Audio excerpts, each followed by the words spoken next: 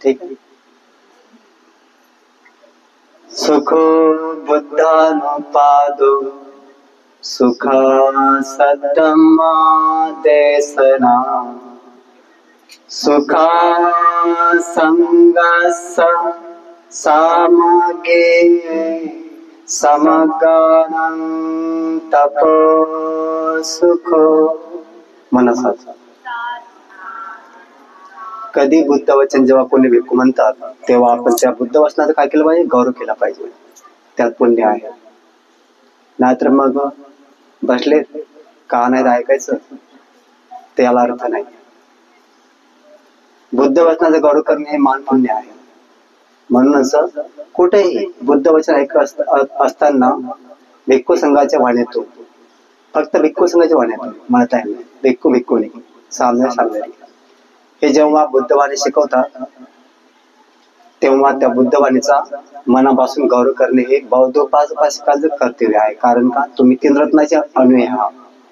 त्यामुळेच इथं सांगत आहे, सुख बुद्धानुपादो सुखा सद्धम्म देसना सुखा संग सामगे समकाल तपस्को. या जगामध्ये दुर्लभ आहे, कठीण आहे, पण सुखदायक आहे बुद्धाचा जन्म. या जगामध्ये धम्माला श्रवण करणे हे सुद्धा दुर्लभ आहे, कठीण आहे, परंतु सुखदायक आहे.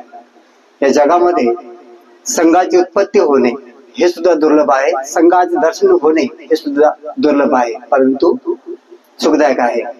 संघामुळे समोर तपस्या करणे.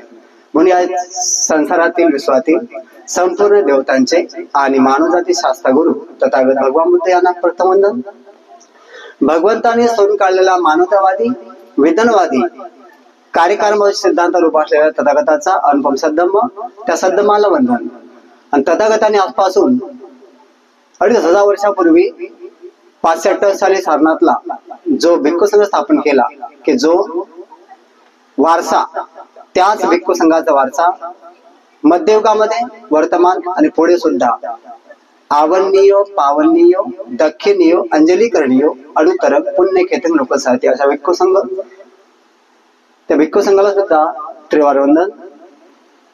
तसेच या भारत देशामध्ये पुन्हा हा धम्म विजयाचा जो इतिहास होता, त्या धम्म विजयाच्या इतिहासाला जो धम्मदायात सम्राट अशोक या भारताचा आशिया खंडाचा राजा भगवंताच्या महापरिनिर्वाणानंतर त्यांचं उत्पन्न झाले ते, आणि म्हणून त्यांच्या धम्मविजयाला साक्षी ठेवून एवढा मोठ्या महान थोर युगपुरुषाने कितीतरी युगांचं परिवर्तन करून, बदल करून या भारतामध्ये अशोक विजयादशमी दिवसाला धम्मक्रांती घडवली. आणि त्या धम्मक्रांती पासूनच आज या 60-70 वर्षामध्ये एवढं हे परिवर्तन दिसत आहे, बदल दिसत आहे. म्हणूनच त्या बोधिसत्व बाबासाहेब आंबेडकर यांच्या धम्मक्रांतीमध्ये माझे संपूर्ण जीवन समर्पित, तसेच आचार्य उपाध्याय माता पिता यांना पुण्य प्राप्त हो. तसेच आजच्या या वर्षावासाच्या कालावधीमध्ये तुम्हाला सर्वांनाच माहित आहे की हा जो 2500 वर्षाचा वारसा भेटला आजच्या आधुनिक काळातील बौद्ध उपासकांना, 2500 वर्षापासून तर आजच्या या वर्तमान काळापर्यंत जो भगवंतांनी जो प्रथम धम्मचक्र प्रवर्तन केले जागतिक या जगामध्ये, सारनाथला, ज्या सारनाथला प्रथमच धम्मचक्र प्रवर्तन केले, त्या धम्मचक्र प्रवर्तनालाच आपण गुरुपौर्णिमा म्हणतो आणि वर्षावास सुरात म्हणतो. म्हणून त्या वर्षावासामधला जो कालावधी होता त्याचे जे काही शिक्षण दिले भगवान बुद्धाने पावसाळ्या दिवसामध्ये, त्यालाच म्हणतात वर्षावास. वर्षावास पाऊस आणि वास म्हणजे निवास करणे. म्हणजे तुम्ही तन्मन धनाने एवढ्या श्रद्धेने उपासिका या 60-70 वर्षामध्ये तुम्ही जे शिक्षण घेत आहात भिक्खू संघाच्या कडून, त्या शिक्षणामध्ये तुम्ही जागे होत आहात. जागे होऊन तुम्ही भिक्खू संघाला दरवर्षीप्रमाणे आपल्या स्वतःच्या भल्यासाठी, स्वतःच्या लाभासाठी भिक्खू संघाला वर्षावासामध्ये आमंत्रित करून चांगल्या प्रकारे त्यांच्याकडून धम्म शिक्षण घेतात. आणि म्हणूनच आजच्या या वर्षावासा कालावधीमध्ये आज दिनांक 12 या तारखेपासूनच पूज्य भदंत सच्चिकी मास्तवीर यांच्या या चंद्रपूर शहरातील बोधिसत्व बुद्धारामध्ये दुर्गापूर शक्तीनगर मध्ये वर्षावास संपन्न होत आहे. म्हणजे पवारणा दिन आहे आणि इथे कठीण काम होत आहे. कारण कठीण म्हणजेच जे एका रात्रीमध्ये किंवा एका दिवसामध्ये केलं जातं त्याला कठीण म्हणतात, की ज्याच्यामध्ये त्रास होतो. त्याच्यामध्ये त्रासही होतो, परंतु तिच्या श्रद्धा असते आणि त्या प्रसन्नता पण असते. आणि म्हणून ते कठीण दुर्लभ काम रात्रीलाच झालंय.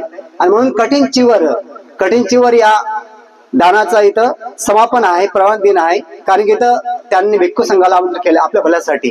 प्रत्येक भिक्खू जे वडीलधारी भिक्खू असतात, थेरो महाथेरो, यांना आपल्या भल्यासाठी आणि आपले जे चुका होत असतात विनयानुसार वर्षाच्या कालावधीमध्ये, ते चुका निरसन करण्यासाठी भिक्खू संघासमोर मांडल्या जातात.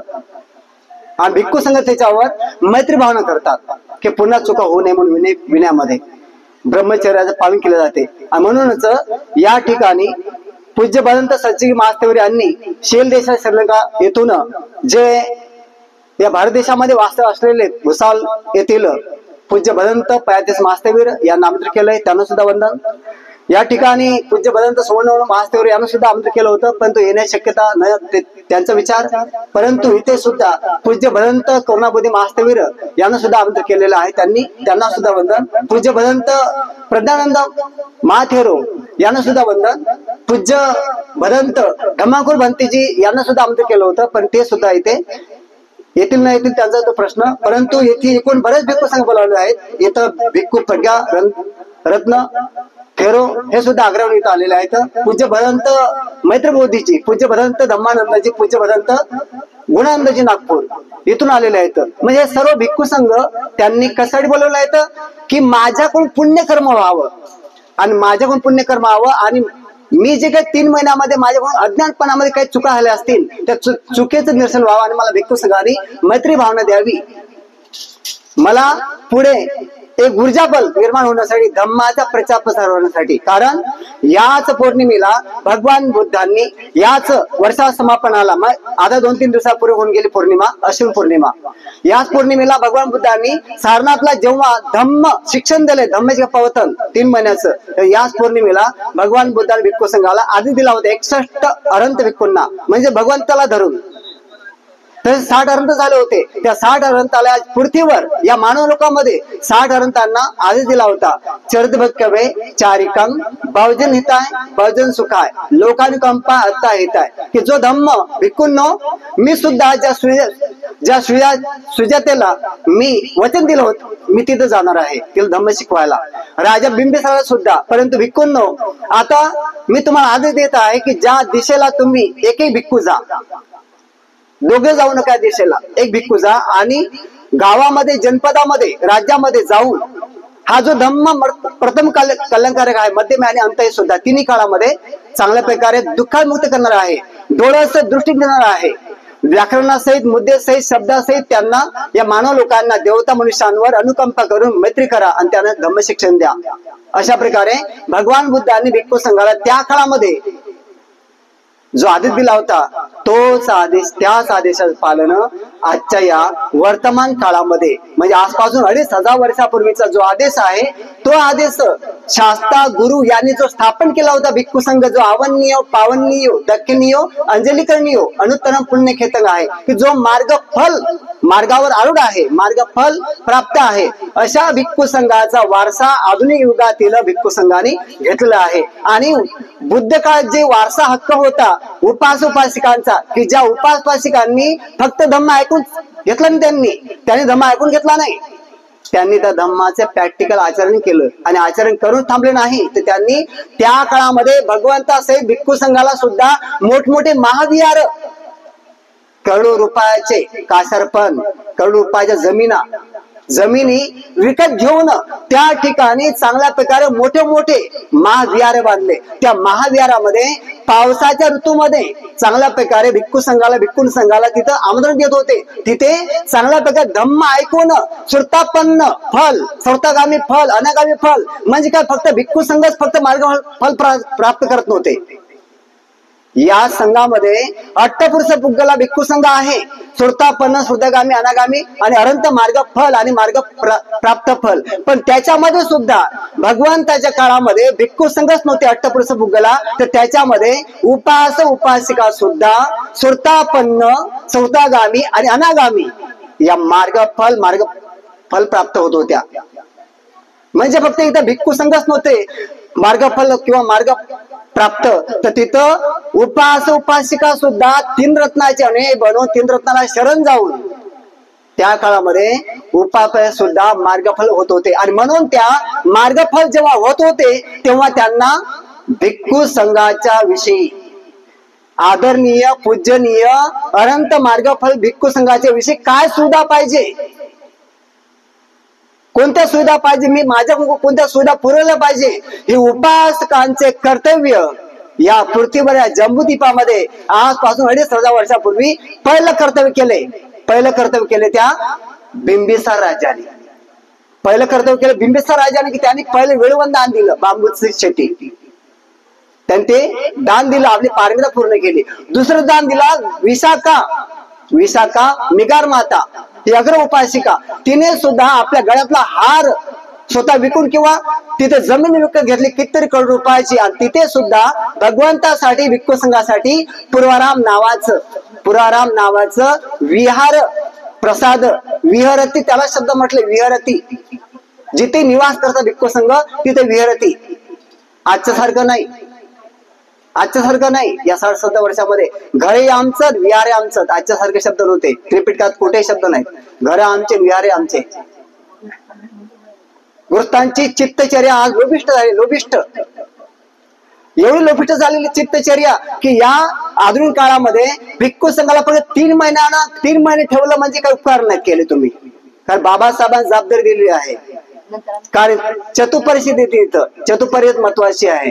बुद्धयुगापासून तर आतापर्यंत सुद्धा चतुपरिषद म्हणजे 4 परिषद, जसे भिक्खू संघ भिक्खून संघ तसेच उपास आणि उपासिका संघ याला म्हणतात चतुपरिषद.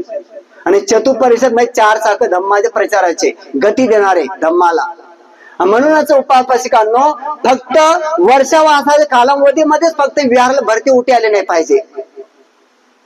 आपण सदैव म्हणतोय बुद्ध वंदनेमध्ये धम्म संघ वंदनेमध्ये म्हणतो, काय म्हणतोय, बुद्धं जीवित पर्यंत शरणं गच्छामि, मी जिवंत अशापर्यंत माझे जीवन समर्पित करणार 3 रत्नाच्यासाठी. धम्मं जीवित पर्यंत, मी धम्मामध्ये माझे जीवन समर्पित करणार 3 रत्नाच्या धम्माच्या प्रचारासाठी मी भिक्खू संघाला साथ देणार. संघं जीवित पर्यंत शरणं गच्छामि, मी संघाला साथ देणार आयुष्यभरासाठी, जोपर्यंत मी जिवंत आहे तोपर्यंत. याला म्हणतात चतुपरिषदाचं कार्य सफल होणे. म्हणून उपासिकांनो मिस करू का, माझ्यावर ठेवलंय हे अजिबात शब्द आले नाही पाहिजे. कारण कार्य करण्यासाठी कर्तव्य दिलंय बाबासाहेबांनी, तुमच्यावर जबाबदारी दिली, भिक्खू संघाने तुमच्यावर जबाबदारी दिली. का, कारण येणाऱ्या पिढीला हा धम्म चांगल्या प्रकारे पोषक असला पाहिजे यासाठी. मग मी स्वतःही म्हणतो की माझ्यावर जबाबदारी दिलेली आहे. मी जरी भिक्खू असेल पण माझ्यावर जबाबदारी दिली आहे. म्हणून माझं कर्तव्य आहे की वर्षावास संपल्यानंतर पावसाच्या दिवसामध्ये वर्षाप्रमाणे दिवस संपल्यानंतर माझं कर्तव्य आहे की गावागावामध्ये जाणे, ग्रामीण भागामध्ये जाणे आणि ग्रामीण भागामध्ये जाऊन लोकांवर अनुकंपा करणे, मैत्री करणे, त्यांना बुद्धाची वाणी शिकवणे, हे माझं कर्तव्य आहे भिक्खू जीवनामधलं. आणि भिक्खू संघात आणि उपासकांकडून त्यांच्याकडून दान पुण्य कर्म करून घेणे, त्यांच्याकडून पुण्य कर्म करून घेणे हे माझं कर्तव्य. कारण मी भिक्खू शिक्षक आहे.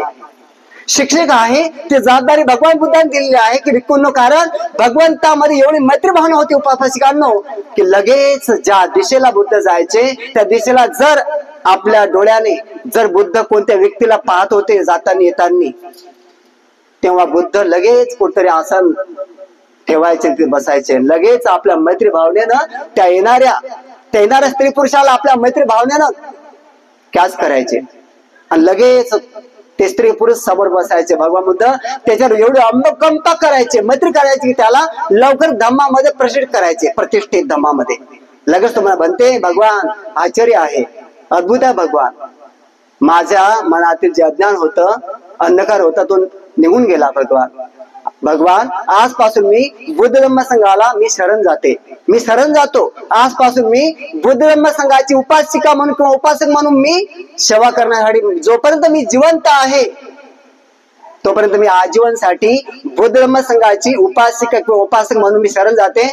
मी 3 रत्नासाठी जी सुविधा पाहिजे सुविधा देण्यासाठी मी तयार आहे. अशा प्रकारे त्रिपिटकामध्ये शब्द आहेत. याच्यामध्ये धर्मकार्य करताना युग आलं नाही पाहिजे, मनामध्ये मीपणा आलं नाही पाहिजे, अहंकारी आलं नाही पाहिजे. कारण ती धम्म नाही. जिथे युग येईल, जिथं मी पण येईल, जिथं अहंकार गर्व येईल, तिथं धम्म नाही.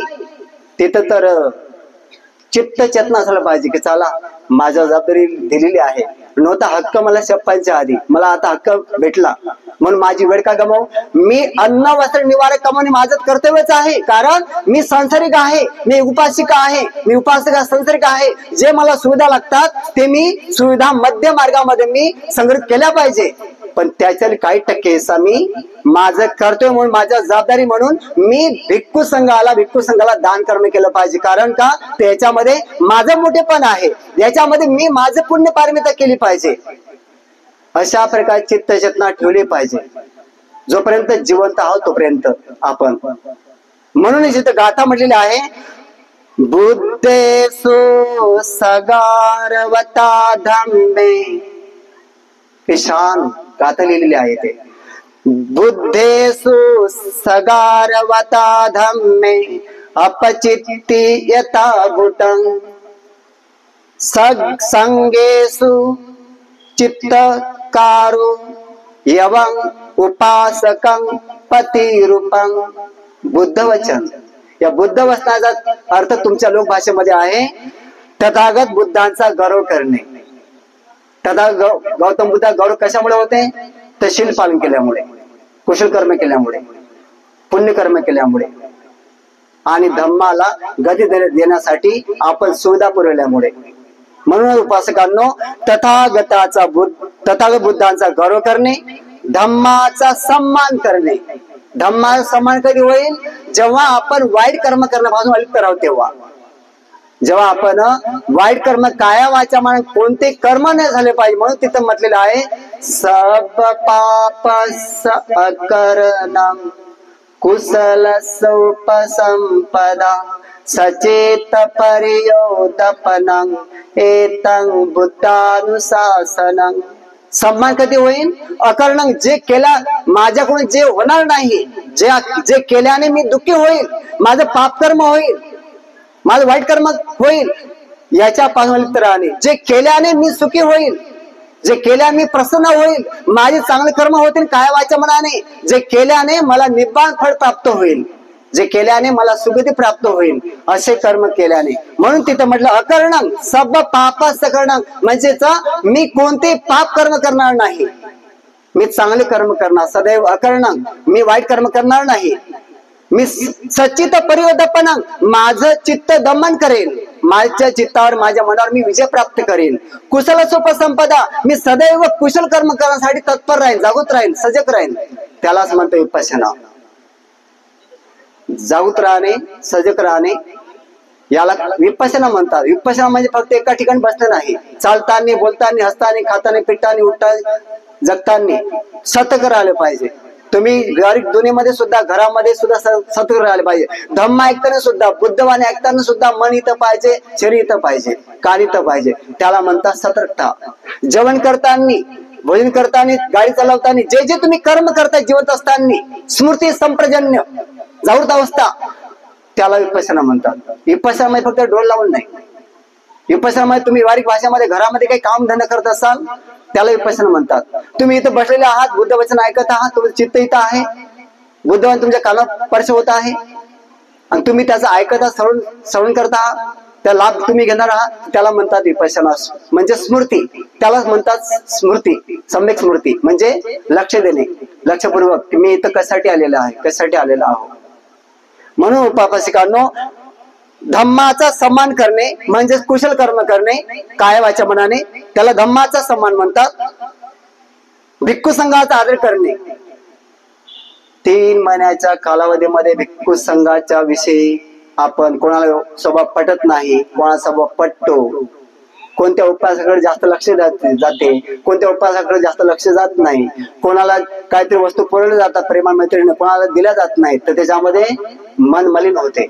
भिक्खू संघाच्या विषयी वर्षावासामध्ये बऱ्याच उपासकांचे चित्त मलिन होते.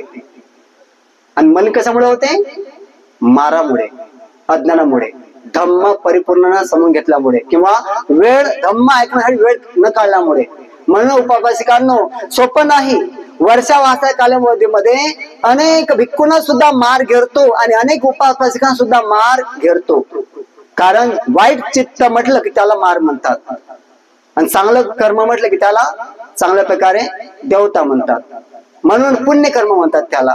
म्हणूनच भिक्खू संघाचा आदर करणे म्हणजेच आपण जे भिक्खू संघाला दान कर्म करतो त्याचा मानसन्मान करतो आणि भिक्खू संघाची शिकवण दिलेली आहे त्या शिकवणी प्रॅक्टिकल आचरण करतो, त्याला म्हणतात भिक्खू संघाचा गौरव करणे. हेच बौद्ध उपासकाला योग्य व अनुरूप असेच आहे. जे उपासकासाठी आदरणीय आहे, सन्मानार्थ आहे, तेच योग्य आहे. म्हणून उपासकांनो इथं जास्त न शिकवता, जास्त धम्म देशना न करता इथं एवढंच धम्मदान देत आहे आजच्या वेळेला. म्हणून उपासकांनो इथं भिक्खू संघाने चांगल्या प्रकारे तुम्हाला बुद्धवाणी शिकवली, तुम्ही ऐकत आहात. म्हणून इथं पूज्य भदंत करुणाभूती महाथेरो, पूज्य भदंत प्रज्ञानंद महाथेरो इथं आपल्याला उपदेश करते अशी मी त्यांना विनंती करतो. आणि म्हणून आपण ऐकाल ही सुद्धा मग तुम्हाला मंगल करतो. भवतु सब मंगलम, भवतु सब मंगलम, भवतु सब मंगलम. साधु साधु साधु.